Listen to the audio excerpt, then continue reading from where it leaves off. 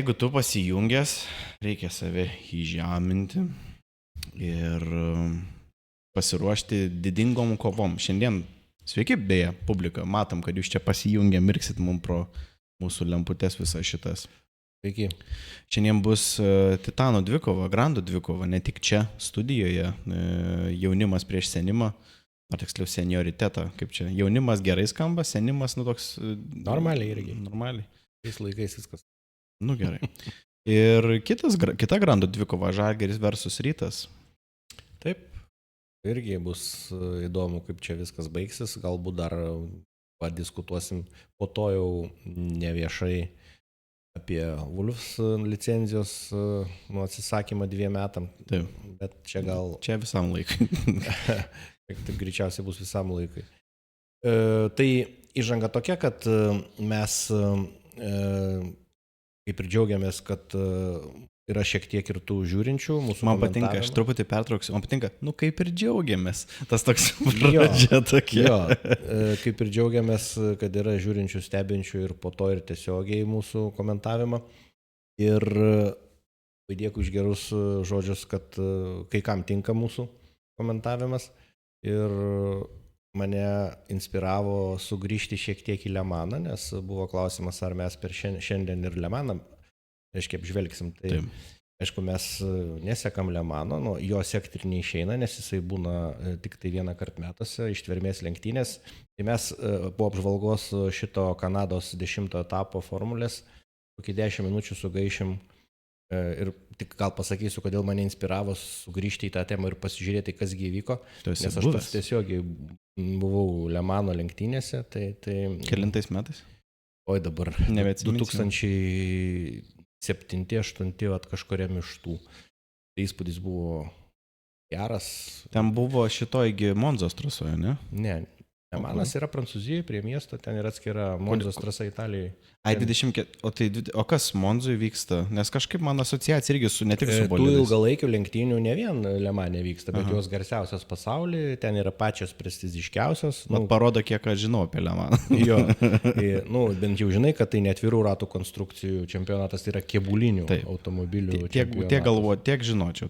Bet tu galėsi mane apšviesti šiek tiek. Jo, tai aš tave šiek tiek apšviesiu, nes aš kaip prisiminiau tuos prieš 15 metų, truputį ir daugiau savo buvimą ten, prisimenu tas bemiegę naktį, nes 24 valandas žiūrėjau tas lenktynės. 24 valandas, paskui aišku atsiboda, nes suka ratu suka, žinai.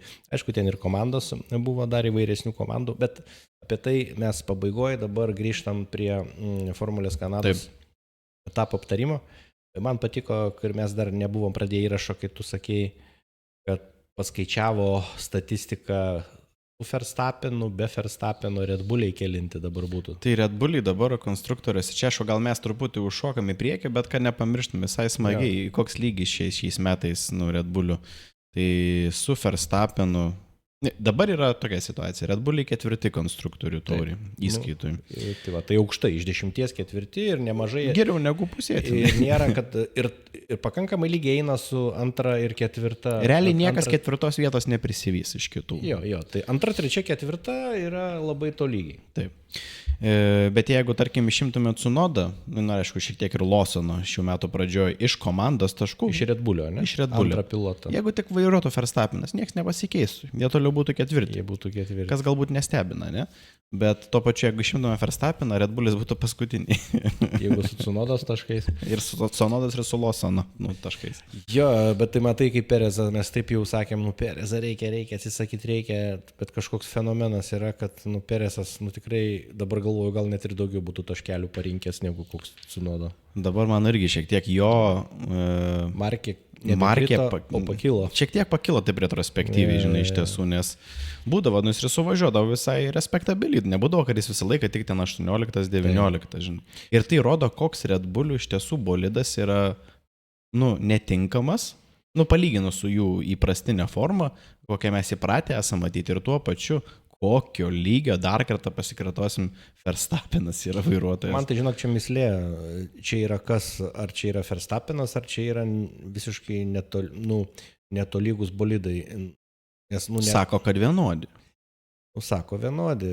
Ir ar gali iš tiesų Logiška. būti Skirtingi, ne. antiek skirtingi?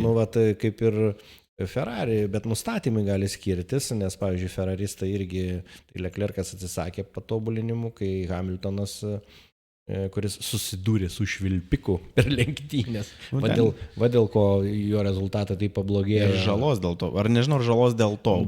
Gavo dugnę skylę, iš karto aerodinaminės savybės nebėra tokio prispaudimo ir viskas. Ir už tai mes tada ir nustebom per lenktynės. Kas atsitiko? Hamiltonas kvalifikavosi 5, o Leclercas Ferraristas kvalifikavosi 7. Ar 4 buvo Hamiltonas. Galiu pažiūrėti. Ir tada, supranti, gavosi taip, kad aš žiūriu, kodėl Leclercas, taip po pirmo pasikeitimo padangų gavosi, kad jis aukščiau atsistojo Hamiltoną, net per kelias vietas, nes starto metu jis nebuvo, kad ten stebuklingai priartėjo. Tai šitoje vietoje vėl galvojau, vėl strategija dėl Leclerco. Hamiltonas startavo 4, o Leclercas 8. 5, atsiprašau, Hamiltonas, o Leclercas 8 startavo. 5 ir 8. Tai va. Tai suprantate, aš vėl pagalvojau, vėl Ferrari, vėl labiau myli Leclercą, man taip, bet pasirodoma tai švilpikas čia. Bet jie patys, irgi, sakai, žinai, gali skirtis ten reguliavimas bolidų ir taip kažkiek gali. Jau grįžtant prie Red Bullio, aš čia truputį pakomentavom Ferrari, kad skirtingas reguliavimas, vienas tokį pasirenka, kitas tokį.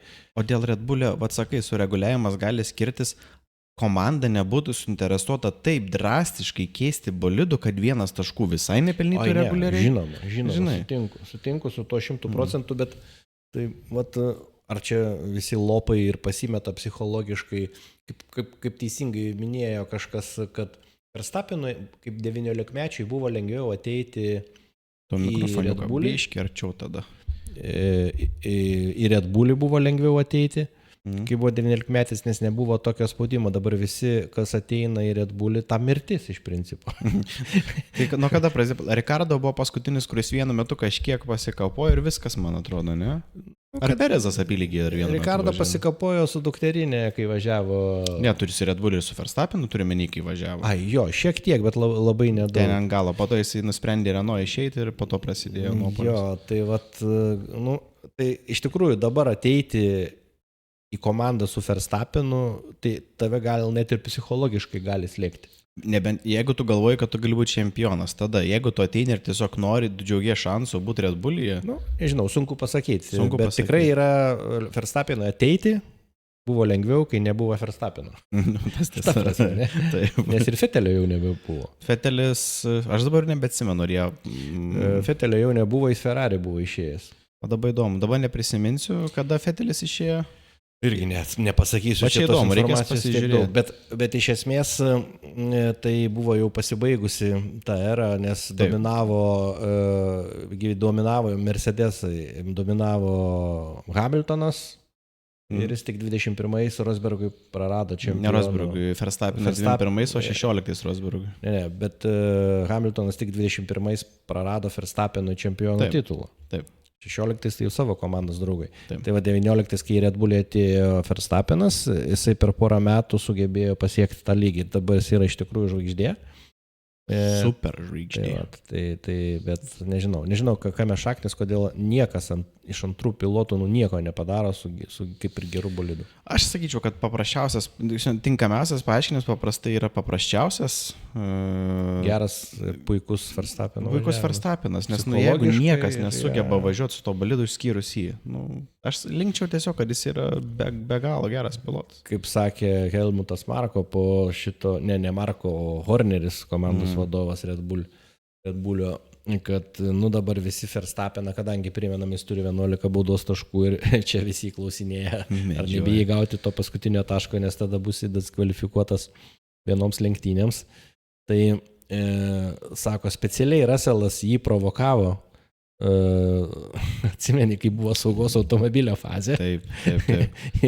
ir jisai pradėjo greitai važiuoti, tada ant stabdžio ir Verstappenas, matyt, nepagavo to momento ir jis gavosi, kad aplenkė pakankamai nemažai Russellą, bet mes visi žinom taisyklės draudžia, tai yra saugos automobilis ir jokio lenkimo nedaryti. Ir tada Russellas iš karto. Verstappenas pažeidė taisyklės. Momentaliai ten buvo, atsimenu. Bet Red Bullis mane nustebinusi skundą padavė už nesportišką elgesį. Nu, atseit bandė pagauti. Mes vienu metu diskutavom, kai įvyko tas, nusakėm, kad čia, žaidi, realiai tu čia pagauni ir iš tiesų tu pažydėsilės, jeigu pagauni, bet šiandien mačiau komentarą irgi ir tarp kitko, tas buvo atmestas protestas, išklausė abi dvi pusės ir nusprendė, kad čianais, tai nebuvo to kažko, už ką galim, ar už ką reikėtų bausti ar tenkinti protestą, tai Red Bullis 2000 išmetė į balą. Už protestą, už skundo padavimą ar nagrinėjimai. Bet tačiau ir skaičiau komentarą vieną tokį, kur sako, ten irgi buvo, kai kurie sako, taip negalima, dažnai ten, žaistva taip. Ar tai pats Red Bullis realiai taip sakė, kad tai nesportiška, kad taip negalim. Ir vienas rašo, sako, tai jeigu turi bičas 4 baudas per krepšį, eisi tu jį medžioti, eisi tu su juo trankytis, eisi jį provokuoti. Tai čia tas pats 11 taškų, tu gali savo išmesti iš kitų rungtynių savo pagrindinį realiai Russelo konkurentą, tai Verstappeną šiuo metu, po to, kai apžvelgsim vairuotojų įskaitą. Viskas labai normalu, nes Verstappenas konkurencingas ir dar tikrai lieka kovoje dėl čempionato taškų, o Russellas dabar pirmą kartą šį sezoną paėmė 1 vietą, jis pakankamai priartėjo jau prie to paties Verstappeno, kai nagrinėsim, tai tikrai aš irgi, kaip tu sakai, lygiai taip pat daryčiau, bet tokie labiau, tokie, kurie nenori išvelgti sąmokslo teorijų, kas mano manimu tai yra taip, kaip tu sakai, ir tai turi priešininkas daryti, jeigu nori nugalėti. Turi taisyklių ribose. Taisyklių ribose provokuočiau, taigi tu provokuoji, kad suklystų priešininkas. O ko čia skiriasi? Bet tie, kurie jau nenori žvelgti, taigi iš tikrųjų yra normalu, kai lenktynių režimu jau nebevažiuoji, o važiuoji po saugos automobilio stadijai, kad išlaikyti tą pačią temperatūrą padangų yra normalu pagreitėti ir stabdyti. Tai todėl, šiaip tai man keista, kad aplamai FIA teisėjai tų lenktynių priėmė šitą. Jie negali nepriimti. Gali atmesti, jeigu nepagrįstas. Tai čia netgi ir džiaugiasi, kai Marko sakė, bet žiūrėkit, teisėjai tai priėmė nagrinėti. Nes mes teisus, nebuvo be pagrindo skundas, nes Wolfas sako, ką čia skundžiat, kažkokias nesąmonės neturi jie. Nebuvo patenkintas jisai. Žinoma, nebuvo patenkintas. Bet pasak Marko, tai žiūrėkit, priėmė nagrinėti, tai ko iš čia, aš turiu teisę duoti, tai ir viskas. Maždaug čia nebuvo veltui, žinai. Visi vienu skundžia, tai. Čia kaip Zakas Braunas sakė, jeigu norit, kad darytų mum tyrimą dėl bolido, susimokėkit mokestį ir tada darykit tyrimus, o ne ten šaukite, žinai. Tai va dabar mes galim peržvelgti. Mes iš viso dar pažiūrėkim, tai kaip lenktynės tos baigėsi, mes taip įsijautėm šnekėti apie situaciją ir dar trumpai, kas nutiko lenktynėse, ne? Russellas atvažiavo 1, Verstappenas 2, Antonelis 3, tai nuostabus rezultatas Mercedesam. Kaip Russellas 1 šiemet 1 kartą 1, taip Antonelis podiumą turi 1 kartą irgi jaunas bičiukas, labai puikiai paėmė. Mes nesitikėjom, kad jisai taip važiuos iš pat pradžių. Kol jis nevažiavo, mes nesitikėjom, bet jis nuo pat pirmų lenktynių labai stabiliai važiuoja su Mercedesu. O čia ir yra tas Red Bullio skirtumas Verstappeno ir jo antro kolegos ir Mercedesu. Russellas tikrai labai patyręs, tarp kitko jisai turi šiemet paskutiniai metai su Mercedesu. Jisai sako, nesižvalgo kitur, bet Aston Martinas labai jau jį žvejoja, tai čia tik norėjau pasakyti, kad Russellas tikrai puikus vairuotojas. Tikrai. Ir Antonelis prie jo 18-metis prie jo nepasimeta, tai vat, man vis tiek... Ką tu 18 metų veikiai? Ką tu 18 metų veikiai? Nieko, jaudžiu ir gaudžiu. Aš irgi jaučiu. Tai va, tai toliau kas ten pasireikėjo. Piastris 4, kažkokio vardo trūksta, netruputį. Lando trūksta. Kur tas Lando? Blando Norrisas, taip reiktų sakyti, jisai padarė avariją ir jisai baigė 18 ir jis vienam iš paskutinių ratų baigė savo kelionę, nes jisai bandydamas aplenkti Piastrį toje vietoje, kuris neturėjo jokių šansų aplenkti, Šansų turėjo, bet tuo momentu labai lindo, šiaip jis labai daug šansų turėjo, jis greitesnis. Apskritai turėjo, taip, bet toj specifiniai pozicijai trasos jis neturėjo jokių šansų. Tai jisai atsitrenkė į Piastrio galą, bolidas įsirėžė į starto finišo tą barjerą skiriantį boksus nuo trasos, bet Lando stiprų pareiškimą tokį nuo brandos. Įsivaizduok, adrenalinas tavo, žinai, venom varo, ten belia kaip tu ką tik, tu taip susinervint turėtum, kad, žinai, taip. Prašvilpiai tos taškus. Norisas iškart į radiją, viskas ok, mano kaltė, padariau klaidą, atsiprašau už tai. Labai šaltai, ramiai pasakė, kas, tokį demonstruoja potencialą tokios brandos, žinai. Tai tikėkime, va čia bus klausimas, kaip jisai, man atrodo, ir Jensonas Buttonas tą patį sakė. Sako, čia bus labai svarbus momentas, kaip jis atsigaus po tokio. Nes, svarbu, tie taškai buvo svarbu. Jo, svarbus taškai, gaila labai Lando, aš tai kaip ir labiau už Lando sergu, nes mes ir ginčijomės patys komentuodami, aš sakiau, kad komanda turėtų leisti jiems pasikeisti, nes Lando gerok, ir tu sutinki, kad Lando bolidas buvo greitesnis. Sutinku. Ir jis galėjo vytis trečioje vietoje esantį Antonelį. Lando, nes Piastris kaip irgi galėjo, bet man atrodė, kad jeigu būtų komanda liepusi praleisti, ką jinai yra dariusi ne tik pernai, bet ir šiemet yra dariusi, liepė keisti pozicijas, tai galėjo liepti keisti ir Lando, bet aš irgi Stella irgi iš McLarenų, Stella komandos. Andrėja Stella, taip. Andrėja Stella, reiškia, sakė, buvo aišku, kadangi mes leidžiam kovoti savo pilotams, buvo aišku, kad jie anksčiau ir vėliau susidurs. Ir tai įvyko Kanadoje. ir tu ką daugiau be pasakysi, žinai. Čia toks turi priimti, nes kaip ir Rosbergas su Hamiltonu. Tai negavo taškų Lando, tai dabar jis pasižiūrėsim bendrą įskaitą, tai jis gerokai bus atsilikę. Jis jau bus nuotolis vėl nuo Piastrio patolinės. Atsimeni, kai irgi tu paminėjai tą pavyzdį, kai Rosbergas su Hamiltonu pjovėsi smarkiai ir nuolatos metai iš metų. Ir vienu metu Wolfas jos buvo pasivedęs jau iš šono ir sakė, kad ten jau jums bus abiem šakės, jeigu aš dar tokias nesąmonės. Baudos įvedė finansinės didelės.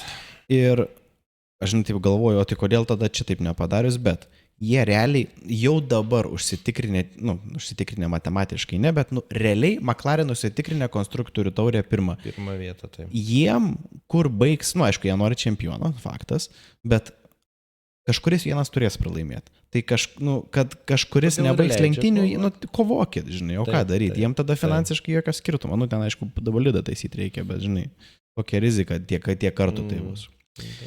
Lando Norrisas baigė 17, nes nebaigė dar ir Lawsonas, 18, nes nebaigė dar ir Lawsonas ir Albonas, abudu su bolidų gedimais. Albonas iš anksčiau jam perspėjo, kad tau gali būti, o Lawsonui irgi reikėjo sustoti. Tai McLarenai jau nebebuvo tas lyderiaujantis bolidas, tai Mercedesai buvo ir aišku Red Bullis Verstappenas buvo pakankamai. Bet ir McLarenas lygiai su Mercedes važiavo nebuvo. Bet man Ferrari, šiaip kad ir labai mes apie juos prastai kalbėtumėm, bet jie... 5-6 ir Hamiltonas, nors norėjau sakyti, su barsuku susidūrė su švilpiku, pramušė jam dugno skyliais, pats nežinojo, bet jam komanda pasakė, yra pažeidimas dugno ir aišku, iš karto. Tai jie aplamai komanda iš tikrųjų džiaugiasi, kad Hamiltonas nors 6 atvažiavo su tokiu bolidu. Tai čia yra gerai.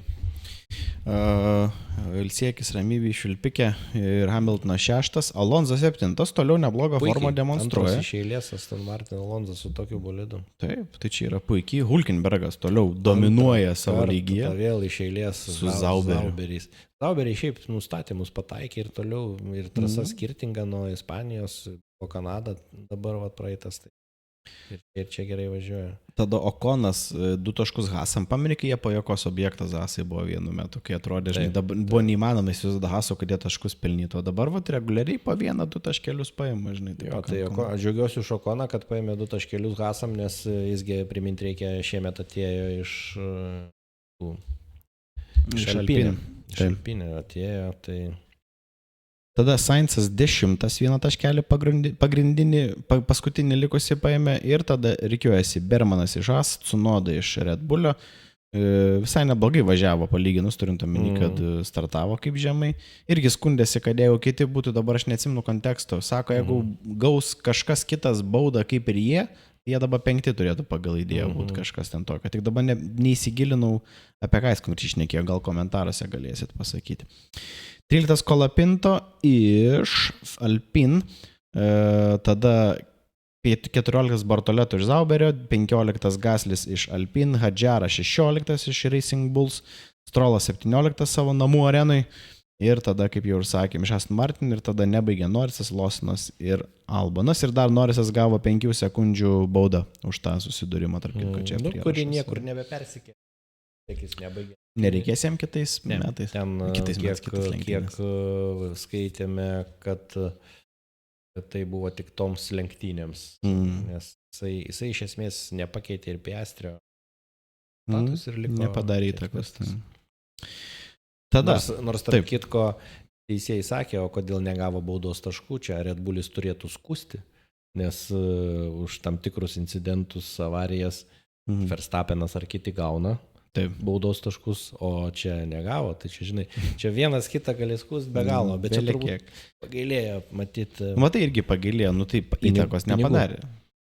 Jeigu pagailėjo, tai aš galiu skusti, kad gautų baudą Norrisas, tiesiog baudos tašką. Jie žinojo, kad nieko nelaimėtų, aš manau, nes, įtakos nepadarė. Žinai, 2000, jeigu ten kainuoja, kaip sakė, eurų, tai Red Bulli 2000 eurų, taip kaip man 1 centas, kurių nebėra apyvartojų. Grinųjų.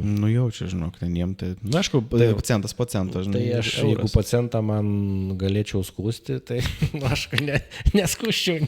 Bet jeigu konkurentai, žinai, krepšinį, pavyzdžiui, žaidėjai ir centas skundas. Žinai, skundi prieš protestą. Protestas, centas, bum, protestas, centas, bum.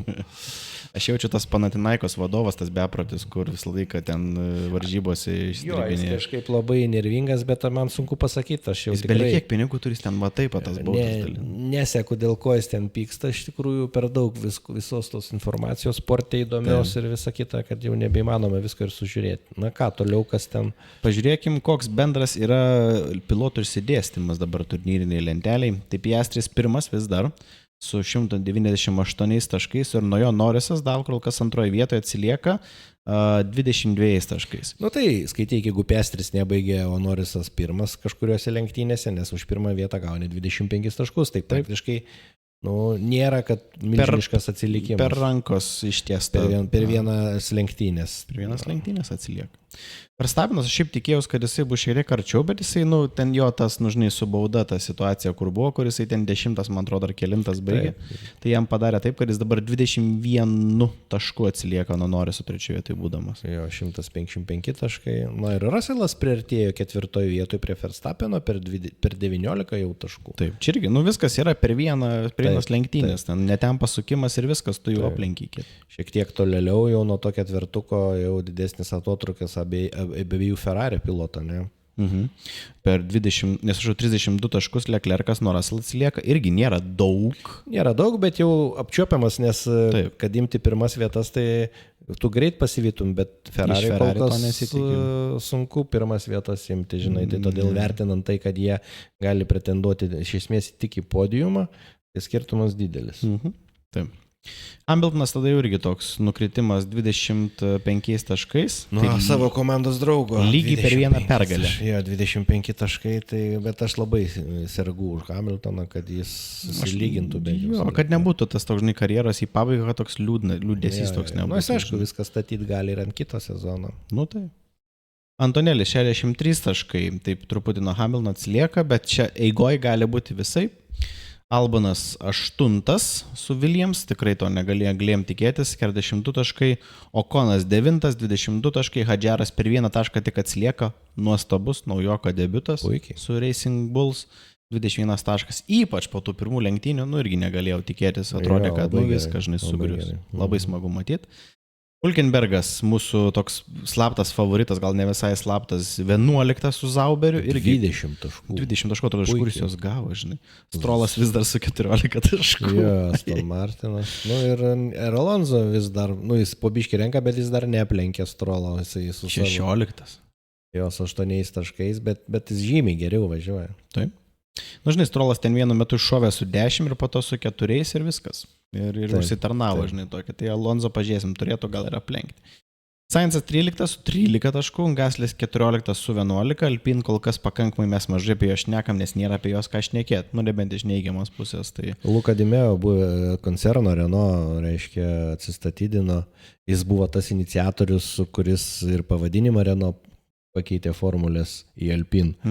Jis dabar išėjo kažkokią ten kitur direktoriaut, bet pats koncernas, nu, mes žinom, atsitraukė Alpine kaip motorų nebetieks, kaip žinom, jau nuo 26 metų. Taip. Ir atsimeni, diskutavom, kad kai atėjo nauja vadovybė, buvo duotas 100 lenktynių, kaip duoda politikam 100 dienų, žinai, ir nekritikuosim, o po to jau duok rezultatą. Tai sakė, Alpine po 100 lenktynių tokia užduotis, kad būtų podiumuose, galėtų kovo dėl podiumo. Tai jau turėjo būti, kadangi 20-ais tokia užduotis buvo, tai jau nuo 24 jie turėjo pradėti, bet kadangi viskas buvo žvaigždutė buvo ten parašyta. Žinai. Kokia žvaigždutė? Žvaigždutė buvo parašyta, kad 100 lenktynių matuojant Aludrano reptiloido galaktikos metais, žinai. Bet čia, žinai, panašiai kaip su Wolfs, nepaėjo. Nepaėjo, ir viskas. Tiesiog, negali, tu turi iškelti kažkokį, kaip pasitikė savo komandą lozungą, kažkokį vis tiek turi išreikšti pasitikėjimą, o nesakyti, ai nežinau, kaip bus, tai bus, žinai. Tai va, tai grįžtam toliau. Tsunoda 15 su Red Bull Racing 10 taškelio, Alonso, kaip priminėjom, 16 su 8. Bermanas, kažkaip daug pirmą atrodė toks, žinai, nuostabus. Kažkaip mažai renka dabar. Apstojo dabar kažkaip, žinai, kažkaip irgi mažai paišnekam, gal reikės pasidomėti, kas jam ten vyksta. Bermanas, jisai atsimenam, pernai, kai apendicitas buvo Sainzui. Jisai ten su Ferrari 6 taškus, man atrodo, pirmą kartą gerai su Ferrari pravažiavo, nes Ferrari tuo metu visai gerai atrodė, žinai, ir dėl to Bermaną ir paėmė, bet Hasose jisai kažkaip kol kas neblizga, bet nėra, kad jis toks, kaip apie jį, kaip ir nelabai yra ką šnekėtis ten tarp 14-18 vietos ir maišosi, žinai. Nu ir tada Lawsonas yra 18 su 4 taškais ir be taškų yra Bortoleto iš Sauber, Kolapinto iš Alpine ir buvęs Alpine vairuotojas Duhanas 21. Nu ir greit pažiūrėkim konstruktorius, nes mes dar apie Le Maną turim pašnekėti ir mes dar šiandien žiūrėsim Žalgirį su Rytu, tai mes bandom tada pasižiūrėti. Konstruktoriuose McLarenai pirmi užtikrintai 374 taškai, Mercedesai antri nėra užtikrintai, nes su 199 taškais, nes jos pakankamai, taip palaiko per atstumą tokį artimą Ferrari, kurie atsilieka nuo jų 16 taškų. Tai čia yra, turint omeny, kad yra iš viso 4 pilotai tarp abiejų komandų, visko čia gali būti. Visko gali būti iš tikrųjų. Red Bullis irgi nėra taip baisiai toli nuo tos 3 vietos, tiksliau, sakykime, Verstappenas nėra taip toli nuo 3 vietos komandinį įskaitui, nes 162 taškus turi, tai 21 taškų skirtumas, irgi visko čia gali būti. Williams yra tada jau toks 107 taškų nuokritis, tai 5 vietoje, bet pakankamai drąsiai, nes po to beveik dvigubai atsilieka Haas su 28 taškais. O Williamsai 55 turi. O Williamsai 55. Tada Racing Bulls tiek pat, kiek Haas turi, bet kol kas reikiuojasi žemiau, 7, 28 taškai, tada Aston Martin 22, Zauberis juos vejasi, belia kaip, su 20 taškų, tai čia irgi nuo 6 iki 9 vietos rungtynės visą laiką bus. Labai temptos. Ir Alpine gali kažkada iššauti, nors ir 11 Jeigu pasiseks, kaip praeitais metais, ten kokias stebuklingas vienas lenktynės paimti jo, bet šiaip tai labai liūdna kol kas. Tai ką? Tokia situacija yra. Ta situacija, tai galim uždaryti, priminti tą klausimą, dabar šnekėsime apie Le Maną labai trumpai, pravykusias savaitgalį praėjusi lenktynės trumpai. Apžvelgsim, o mes susitiksim ne šį sekmadienį, o dar kitą sekmadienį Europai. Tai yra Austrija, Red Bull ringas, 4 valandą sekmadienis, atrodo birželio 29, jeigu neklystu. Turėtų būti taip. Tai va, o dabar apie Le Maną pašnekėkim tada. Jo, Le Manas, tai kaip ir sakiau pradžioje, kad esu buvęs Le Mane ir čia vienas iš mūsų žiūrovų, prenumeratorių, kaip sako, gal ar mes kažką pasakysime apie Le Maną. Tai aš apie Le Maną nieko nežinau. Jo, tai aš iš pradžių irgi galvoju, kadangi mes jo nesekėm, to Le Mano, nei metai iš metų, nei šio savaitgalio nesekėm, žiūrėjom Ferrari, gilinomės, Bet aš kažkaip pagalvojau, visai įdomu pasižiūrėti, o kasgi dabar vyksta Le Mane. Ir aš trumpai užmečiu akį, tai kaip ir viskas atsigamino ir vat, pavyzdžiui, tie, kurie galbūt ir nesidomi, tai mes žinom ir jau esam sakę, kad per mūsų šortus, kur yra F1 pradedantiesiam, kad tai formulė greičiausiai automobiliai, bet atvirų ratų konstrukcija ir trampampam. O Le Manas tai yra ištvermės lenktynės. Varo 24 valandas be sustojimo ir reiškia Le Manas tai jau Prancūzijos miestas, kuria yra trasa dalinai vieškeliai, yra ten apie 13 su trupučiu kilometrų ilgio trasa ratas. Palyginimai Spa, kokį ilgio? 7. Nu, tai nėra, kad labai jau ilga, ne 100 kilometrų važiuoja, žinai, 13 tai kaip ir normaliai. 38 posūkiai, irgi ne kosmosas, kaip ir, bet vis tiek ratas, vis tiek suki ratai, taip suki. Taip. Ir kas aš kai buvau, tai man tai įdomiausia buvo, kai žiemą, vos nepasakiau, kai naktį važiuoja. Taip. Ir temsta tada, aišku, ten užsidega visi tie ne šviesoforai, o šviesoforai. Raudonas ir stovi. Tai apšvietimas kaip ir puikus, bet po to, kai jau visiška naktis, aišku, vasara ta naktis trumpa, bet naktį irgi labai įspūdingai atrodo. Tai sakau, patiko ir tas tūsas, žinai, vieni tūsinasi, kiti žiūri lenktynės per televizorių. Tiesą pasakius, man išžiūrėti 24 valandas akis išpūtus grinai į trasą, kur zuja automobiliai, žiauriai atsibostų. Vis tiek eini prie teliko, eini atsisėdi kokio alučio. Ar žinai, gal jeigu, tarkim... Nealkoholinio alučio atsigėri. Nealkoholio būtinai, taip. Bet jeigu tu, tarkim, įsivaizduok, nes, tarkim, jaunesnės, kai nėra, kad, kūnas pavargsta ten, žinai, greičiau, kai dar turi tos energijos. Kūnas niekada. Tavo tai niekada nepavargsta, ten suodė, ten šaknis ravi visą laiką. Bet, ką norėjau pasakyti, kartą per metus, jeigu turi, tarkim, draugų, kurie irgi domėsi, susirenkat visai parai. Mielai, faina, nes yra ir kvalifikacija natūralu, ir ten visas savaitgalis. Ir šiaip, tada, kai aš buvau, tai buvo ten, net nustebau, 560 tūkstančių žiūrovų, įsivaizduoju. 500 000 praktiškai. Čia tai buvo 300 kažkiek tūkstančių Kanadai susirinko. Čia kiekviena, bet apie 240 atrodo. Bet čia grubiai 300 000 svyruoja etapuose ir čia tų etapų 24. Bet čia vis tiek irgi, nes ir tų ištvermės lenktynių yra labai daug visam pasaulyje, be jos tos pačios prestižiškiausias, populiariausias. Čia daug kas ir iš F1 lenktynininkų yra, ir Alonso tas pats yra bandęs, ir daug kas sako, turiu, žinai kaip sako, turiu Dakarą pravažiuoti, čia žinai kaip šitie... Pastatyti namą, užauginti vaiką ir pasodinti medį. Jo, tai čia vienas dalykas, kaip sako, turiu įlipti į aukščiausias viršukalnes, žinai, jau ten kelias virš 8 kilometrų ar kiek ten. Tai va čia yra lenktynininkai, sako, turiu pravažiuoti Dakarę, bent jau pravažiuoti, laimėti, tai čia šis fantastika. Formulėje, reiškia, atvirų ratų konstrukcijoje ir kėbuliniai, tai Le Manas, ištvermė. Tai va, tai šiaip važiuoja 24 valandas, šiemet susuko 387 ratus, 5000 kažkur 600 kilometrų nuvažiuota. Tai įsivaizduoja, aš kai varydavau iki Vokietijos. Kiek reikėdavo valandų tavo važiuoti? 1,7 tūkstančio kilometrų, aš nuvažiuodavau per 19-18 valandų su sustojimais. Su sustojimais, ne? Tai čia per 24 valandas. Kiek tu kartų, aš trumpam perduosiu, kiek tu kartų esi važiavęs iš arba į Vokietiją? Daug, kokį 15 kartų. Rimtai, su mašina? Pirmyn atgal, taip, labai patinka mums visiems važinėti, mes lenktynininkai, automanai, lenktynininkai, kur daugiau 110 nevažiuoja. Tai tas Le Manas ir įdomumo dėliai, pavyzdžiui, tai ištvermės lenktynės, kėbuliniai automobiliai ir yra net 3 klasės ir kokios, tai hiperkarai, tai čia jau tie patys galingiausi. Antra klasė yra prototipai, kurie tokie... kurie nėra, ir gamykliniai, jie lėtesni, gamykliniai važiuoja, 3 klasės, gamykliniai aišku lėčiausi. Tai aš jaučiu, prototipam nereikia homologacijos, tu ten atitikti reikalavimą. Jo, tai prototipas jisai ir prototipus, užbėgant pasakysiu, laimėjo Oreką, dar aš tą Oreką, aš galvoju, kai nesusidūręs, tai čia grinai prototipų gamintojas Oreka yra, ir jisai ir laimėjo prototipų klasiai. Bet aišku, pirmas viet, jie visi važiuoja tuo pačiu metu. Į tą pačią trasoje, ne? Toj pačioj trasoje. Bet jie klasifikuojami skirtingose kategorijose. Jo. Tai būtų čia fantastika, jeigu prototipas laimėtų prieš hiperkarą. Tai taip jau nėra. Tai pirmi ten, net pirmi keli ekipažai hiperkarų pirmi būna. Aš prototipą, kur teleportuojas ir laimėjo. O gamyklinė laimėjo Porsche, žinai. Tai Porsche labai daug kur dalyvauja.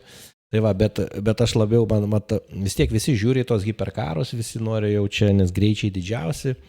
Ir pirmą vietą jau 2 metus iš eilės Ferrari paėmė, nes renka taškus įvairiose įskaitose ir Ferrari šiaip, matai, ir daug kur garsus. Antrą vietą, toj patikslinsim, Porsche paėmė. Aš anksčiau galvojau, kad Porsche italų, bet pasirodo čia vokiečių, kai vaikas buvo, tai galvojau. Ir trečioje vėl Ferrari. Ot kokie. Tai Ferrari visai neblogai, net ten pinigus. Ferrari pirma, trečia, Porsche reiškia gamykliniuose ir antra. Toyota kaip ir viskas ok, nes dalyvavo, pavyzdžiui, Toyota buvo 2 automobilio ekipažuose stačiusis hiperkaruose, Porsche net 3 ir Ferrari 3 automobilius. Ferrari vieną diskvalifikavo automobilį dėl per didelio lankstymosi sparnų, irgi ten pažydė milimetrų, tai pamatavo, irgi diskvalifikavo, bet baigė pirmas ir. O Porsche, kas įdomu, dėl prastos kvalifikacijos į antrą vietą iššoko per visą tą 24 valandas, jis vos ne iš galo startavo, tai įsivaizduojant 60 automobilių ir kitų klasių, tai labai atsikapojo iki antros vietos ir 14 tik sekundžių nusileido Ferrari hiperkarui. Tai jeigu nebūtų prastai kvalifikavęs, jis būtų paėmęs. Jo, tai čia būtų dienos lenktynininkai. O kitas klausimas tau. Paros lenktynininkai. Paros lenktynininkai. Kitas klausimas tau. Spėk, kiek pilotų važiuoja 24 valandas. Nu tai jie turi, aš atsimenu, kad jie turi pasikeisti, nes natūralu negali. Tai komandai 2 pilotai, ne? Su ta pačia 2 tai numirtų, 3.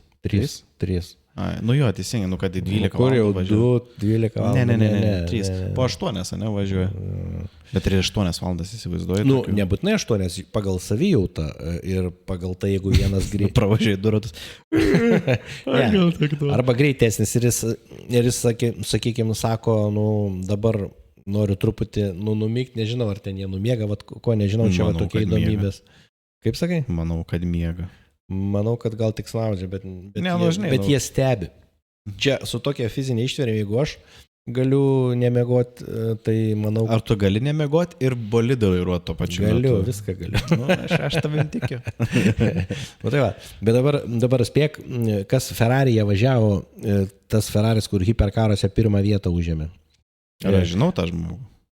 Tu žinai, pasakysiu, pirmą kartą Lenkas laimėjo. Kubica. Man iš karto Robertas Kubica. Tai Lenkai šoko tą šokį matyt. Jis ten su savo tą vieną rankytį. Su ta šaunuolis. Aišku, Kubica, paskiau kinas pirmą kartą irgi IFI, nežinau kaip skaitosi. Jaumingas. IFI kinas pirmą kartą nugalėtas buvo Le Mane. Na ir, o anglų buvo daug. Philas Hansonas. Šiaip tai labai daug važiuoja. Pavyzdžiui, žiūrėk, antroje vietoje buvo Porsche, kaip sakiau, Estre, Vantoras ir Campbellas. Tai, jisai startavo, kaip ir sakėm, iš galo. Ir trečioje vieta Ferrari vėl Pierre Guidi, Giovinazzi ir Kalado. Tai Giovinazzi irgi, matai... Kažkaip dirba, dar darbo biržą, matyti, rado jam Le Mane važiuosi. Tai šitoj vietoj kažko tokio daugiau ir nėra. Tai va čia ta tokia... Ir aš prisiminiau savo gerus įspūdžius ir vėl sukilo noras nuvažiuoti, pasižiūrėti. Ir galbūt reiks tai padaryti. Tai dėkui žiūrintiems mus ir... primenantiems, kad yra ir tokios labai fainos lenktynės. Tai labai trumpai apie tai, bet ir tau buvo kažkiek gal ir įdomu, ir gal kitiem, kurie nebuvo susitūrę, bet aišku, tie, kas jau labai seka, tai nieko naujo aš čia nepasakiau. Nu, pasakyk, kas laimėjo. Tai ką, tai tada iki kitų susitikimų, jau tiesioginio komentavimo. Va tai Pergalė bus parodom. mūsų. Ar tu sakai, Žalgiris bus mūsų? Pergalė bus mūsų. Žiūrėsim dar, kas laimės šiandien, bet mes laimėsim visi kaip krabai. Ačiū Jums, viso geriausio. Viso.